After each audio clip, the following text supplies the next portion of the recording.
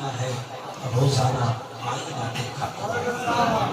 حضور اقدس صلی اللہ علیہ وسلم ایک مبارک طریقہ لائے، مبارک طریقہ جو صرف نماز روزے کا نام نہیں ہے، اس میں نماز سب سے عظیم تر چیز ہے۔ وہ مسلمان ہی کیا جس کا سر اللہ کے سامنے نہ جھک جائے، کل خدا کی عبادت جوانی میں تو، کل بڑھاپا تیرے سر پہ آ جائے گا، طاقتیں دست و پا ختم ہو جائے گی، پھر عبادت کا کوئی بھروسہ نہیں۔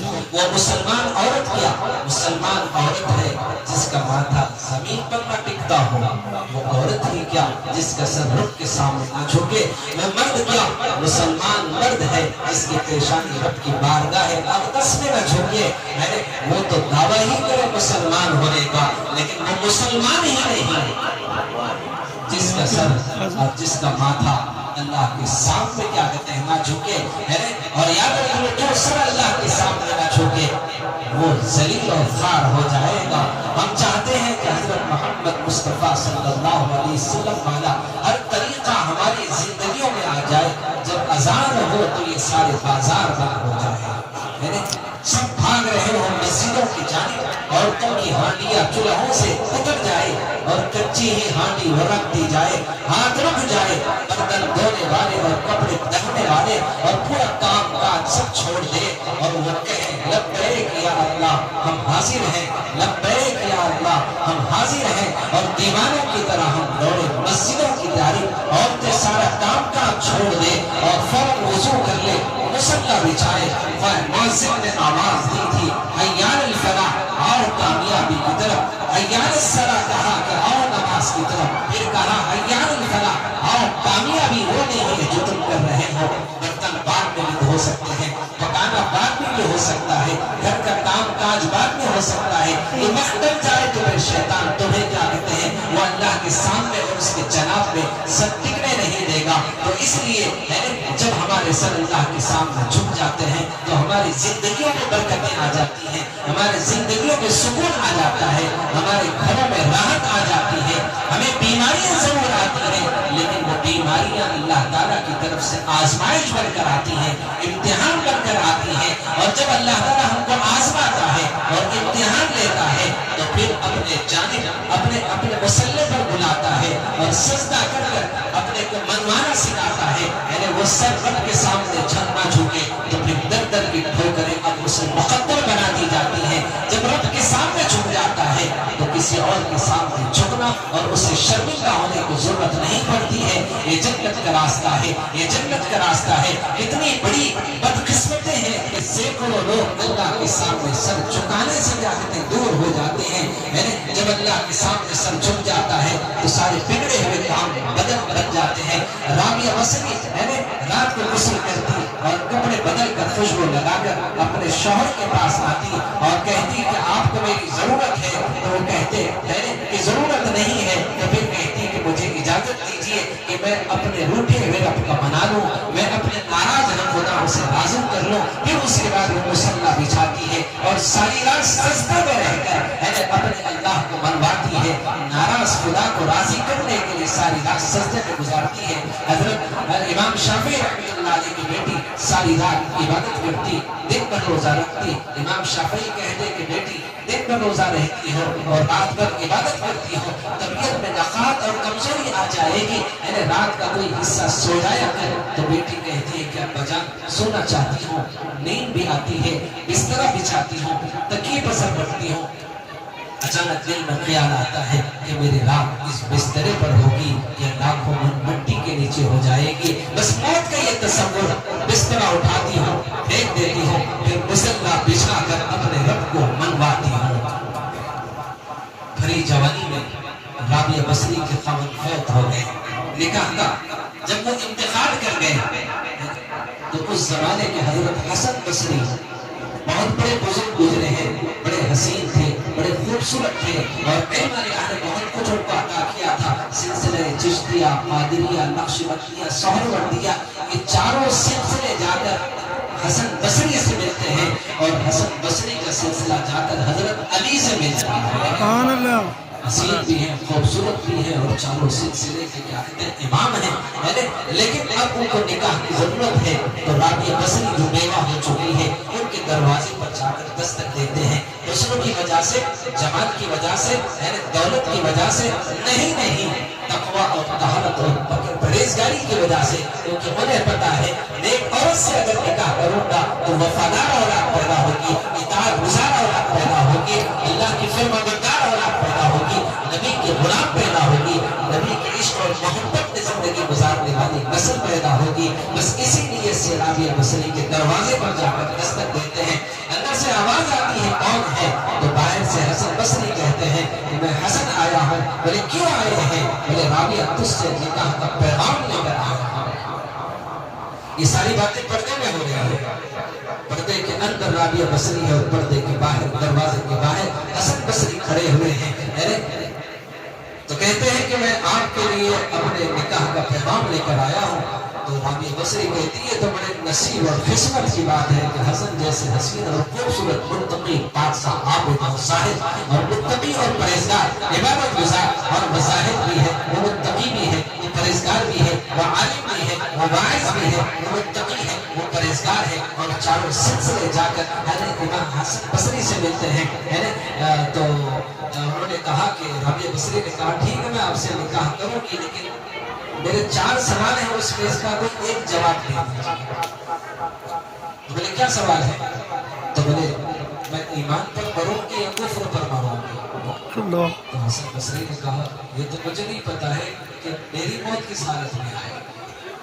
امام حنبل رحمۃ اللہ علیہ کا آخری وقت تھا، بیٹے کے زانوں پر اپنے سر رکھا ہوا تھا، غشی تاری ہوتی تو کہتے کہ ابھی نہیں، پھر ہوش میں آتے، پھر بے ہوش ہوتے، پھر ہوش میں آتے، جب بھی بے ہوش ہوتے تو یوں کہتے ابھی نہیں۔ یعنی اطراف میں بے شمار شاگرد کھڑے ہوئے تھے، وہی سوچ رہے تھے کہ ملک الموت لے جانا چاہتا ہے، اور امام حنبل کہتے ہیں کہ میں ابھی آنا نہیں چاہتا۔ آخر یہ کیا معاملہ ہے؟ یعنی موت تو اللہ تعالیٰ کی طرف سے ایک تحفہ ہے، ملاقات کا نیک لوگوں کے لیے ایک تحفہ ہے، اور اللہ سے ملاقات کا موت ایک سبب اور ذریعہ ہے۔ آخر حنبل کیا کہنا چاہتے ہیں؟ جب ہوش میں آئے تو بیٹے نے کہا کہ ابا جان سارے آپ کے شاگرد تشویش میں ہیں کہ آخر آپ ابھی نہیں کیا کہنا چاہ رہے ہیں؟ کیا ملک الموت آپ کو لے جانا چاہتا ہے اور آپ جانے سے انکار کرتے ہیں؟ تو امام حنبل نے کہا کہ بیٹا یہ بات نہیں ہے، شیطان میرے سامنے آتا ہے اور یوں کہتا ہے کہ حنبل تو کامیاب ہو گیا، تو میں کہتا ہوں نہیں ابھی میں تیرے ہاتھ سے نہیں چھو رہا۔ شیطان تو آخر تک بھی کوشش کرتے رہتا ہے کہ اللہ کی محبت کا راستہ ترک کر دے اور شیطان کے راستے پر آ جائے، جنت کے راستے سے ہٹ جائے اور جہنم کا راستہ طے کر لے۔ یعنی کیونکہ وہ اکیلا اپنے ساتھ نہیں، ساری انسانیت کو اپنے ساتھ دہکتے ہوئے انگاروں کا ایندھن بنانا چاہتا ہے۔ تو رابعہ بصری نے کہا کہ حسن بصری مجھے یہ بتاؤ کہ میری موت کس حالت میں ہوگی؟ تو آپ نے کہا میں یہ نہیں بتا سکتا کہ ایمان پر ہوگی یا کفر پر ہوگی۔ اچھا دوسرا سوال یہ ہے جب میں مر جاؤں گی اور قبر میں مجھے لٹایا جائے گا، ان کے نکیر میرے پاس آئیں گے اور مجھ سے سوالات کریں گے، کیا میں ان کے سوالات کے جوابات دے پاؤں گی یا نہیں دے پاؤں گی؟ تو آپ نے کہا کہ مجھے نہیں پتا ہے کہ قبر میں تم ان سوالات کے جوابات دے پاؤ گی یا نہیں دے پاؤ گی۔ پھر اس نے کہا کہ تیسری شرط یہ ہے کہ پل صراط پر میں آسانی کے ساتھ گزر جاؤں گی یا کٹ کر دہکتی ہوئی انگاروں کا حصہ بن جاؤں گی۔ آپ نے کہا مجھے نہیں پتا ہے کہ تیرا کس حال میں کیا کہتے ہیں، پل صراط سے گزر پاؤ گی یا نہ گزرو؟ تو پھر اس نے کہا کہ میزان پر جب میری نیکیاں توڑے جائیں گے تو نیکیوں کا پلہ جھکا ہوا ہوگا یا گناہ کا پلہ؟ تو آپ نے کہا یہ تو مجھے نہیں پتا ہے۔ تو رابعہ بصری نے کہا کہ حسن اب مجھے تیاری کرنے دے دے، اور دروازہ لگا دی اور ساری زندگی اللہ کی عبادت میں گزار دی۔ لیکن رابعہ بصری بننے کے لیے نکاح شرط ہے، اور رابعہ بصری کا وہ تقویٰ تھا کہ وہ بیوگی کے بعد کیا کہتے ہیں اللہ کی معرفت اور محبت میں غرق ہو کر زندگی گزاری۔ اس سے پہلے وہ شادی شدہ تھی، بیوگی کے بعد اللہ کے عشق اور محبت میں ایسے ڈوب گئی کہ یاد میں تیری سب کو بھلا دوں، کوئی نہ مجھ کو یاد رہے، تجھ پر سب گھر بار لٹا دوں، خانہ دل آباد رہے۔ اللہ کی عشق اور محبت میں یہ حال تھا، جدھر دیکھوں جہاں دیکھوں وہی جلوہ نما تو ہے، یہ محبت تھی، لیکن اگر کوئی اللہ کی محبت کی خاطر کوئی نوجوان لڑکی اگر نکاح کو ترک کرے تو وہ کبھی متقی نہیں بن سکتی ہے. کوئی مرد نکاح کے بغیر متقی نہیں بن سکتا ہے. اسے متقی بننے کے لیے، اسے پرہیزگار بننے کے لیے، اسے معرفت کی منزلوں کو طے کرنے کے لیے، اسے اللہ کی محبت کے عشق کے منزلوں کو طے کرنے کے لیے، اللہ کی رضا اور خوشنودی کی طلب کرنے کے لیے اسے پہلے حیادار بننا ہوگا. اور حیا نکاح ہے، نکاح کے بغیر آدمی حیادار نہیں بن سکتا ہے. نکاح لازمی ہے. میرے کا محمد رسول اللہ حیا ہے، اور آپ صلی اللہ علیہ وسلم کا ہر عمل حیا ہے. اس کے بغیر کیا کہتے ہیں لا الہ الا اللہ کا اقرار مردود ہے. ایمان ہی نہ مکمل ہے جب تک کہ حیا تمہارے اندر نہ ہو. اور حیا کو جز قرار دیا ہے. جو نبی سے جڑ جائے وہ خدا سے جڑ گیا ہے. جو نبی سے ٹوٹ جائے اب خدا سے اس کا کوئی واسطہ نہیں. ساری زندگی لا الہ الا اللہ کہے وہ جنت کا حقدار نہیں بن سکتا ہے. جنت کا حقدار بننے کے لیے محمد رسول اللہ کو اسے ویزا لگانا ضروری ہے. لا الہ الا اللہ پاسپورٹ ہے، محمد رسول اللہ وہ جنت کا ویزا ہے. اس کے بغیر تو تمہیں جنت نہیں ملے گی. تو نبی بصری ساری زندگی کیا کہتے ہیں عبادت میں کیا کہتے ہیں اپنی زندگی گزارتی. تو ہمیں بھی اللہ تعالیٰ کی محبت کے راہ پر چلنے کے لیے نبی کی اطاعت اور اتباع کرنا ضروری ہے. اور متقی بننے کے لیے نکاح کرنا ضروری ہے. اور نکاح کے بعد نبی والی زندگی ہمارے نکاح والی زندگی میں اگر شامل ہو تو پھر وہ نکاح ہمیں جنت میں جانے کا سبب اور ذریعہ بنے گا. ورنہ نکاح کے بعد نبی والی اگر زندگی نہ ہو تو پھر سمجھ لو کہ نکاح کے ساتھ اب ہمیں جنت کا راستہ نہیں ملے گا جب تک کہ نبی والی زندگی ہر موڑ پر میرے محبوب مصطفیٰ صلی اللہ علیہ وسلم نے ہماری رہبری کیا ہے، رہنمائی کیا ہے. اس رہنمائی کے ذریعے سے ہمیں جنت کا راستہ بتایا ہے. تو ہر عمل کے اندر کیا کہتے ہیں حضور صلی اللہ علیہ وسلم کی زندگی آ جائے. اللہ تعالیٰ ہمیں وہ زندگی عطا فرما دے جو زندگی بندگی ہو، اور وہ بندگی ہمیں عطا فرما دے جو اللہ کی رحمت اور محبت کے قریب کر دے. اور ہمارے اندر اللہ تعالیٰ وہ اعمال عطا فرمائے جو عمل ہمیں کیا کہتے ہیں جنت کا راستہ دکھائے. اور جنت میں جانے کے لیے حضور صلی اللہ علیہ وسلم کی اطاعت اور اتباع ضروری ہے. بایزید بستامی رحمۃ اللہ علیہ یعنی اللہ کے بہت مقرب اور نیک اور صالح کیا کہتے ہیں بندے ہیں. میں نے ان سے ملاقات کرنے کے لیے ان کا مرید اپنے گھر سے نکلا اور ایک دن دو دن تین دن کا سفر کیا.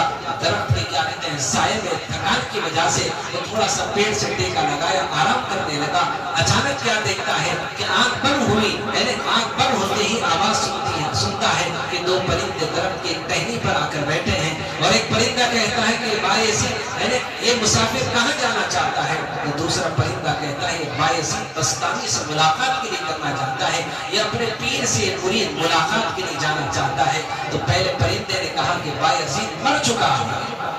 جیسے ہی آواز کانوں میں پڑی اچانک نیند ہوشیار ہوئی اور اس کے بعد وجود کے اندر لرزہ طاری ہو گیا. 3-4 دن کی کیا کہتے ہیں سفر کی تھکان اور دوسرے شیر سے ملاقات اور شیر کے انتقال کی خبر اس کے وجود کے اندر ایک لرزہ پیدا کر دیا. کپکپاہٹ پیدا ہو گئی، پسینے نکل گئے. اب سوچ میں متفکر ہو گیا کہ اب کروں کیا؟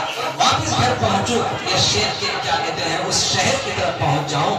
اگر شیر ملاقات نہ ہو سکی کم سے کم ان کے مزار پر جا کر فاتحہ تو پڑھ دوں. بس فوراً وہاں سے اٹھا اور آگے سفر طے کرتا رہا یہاں تک کہ اس شہر میں پہنچا جہاں پر یہ بایزید بستامی رحمۃ اللہ علیہ رہتے ہیں. وہاں پہنچ کر لوگوں سے پوچھا تو لوگوں نے کہا وہ تو حیات ہیں، وہ زندہ ہیں. حضرت کے پاس پہنچا اور دروازے کو دستک دیا. حضرت نے جب دروازہ کھولا اور حضرت سے ملاقات کی اور جو ضروری اور اہم باتیں حضرت سے کیا کہتے پوچھنا تھا اور بات کی اور واپس جانے لگا.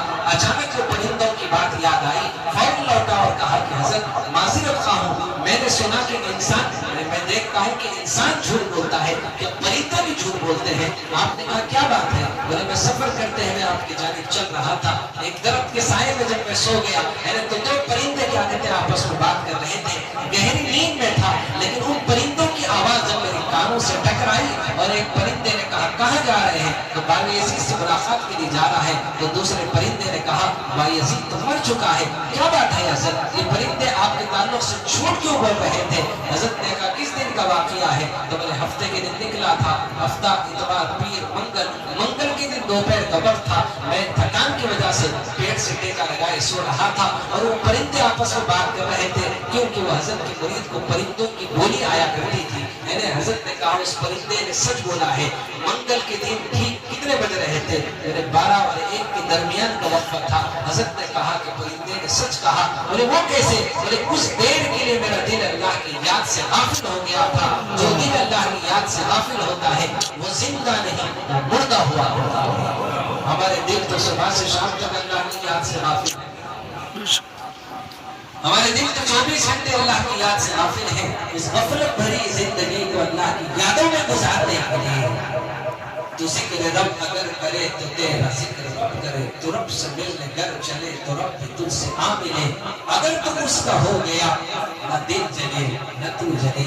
अल्लाह की मोहब्बत की राह पर चलाने के लिए और इस जबान को अल्लाह के जिक्र से तरोताजा करने के लिए ये गफलत भरे क्या कहते हैं जिंदगी को, दिल को जो अल्लाह की याद से गाफिल है, उस गाफिल दिल को अल्लाह ताला की याद से क्या कहते हैं पूरा करने के लिए महफिलों को सजाया जाता है।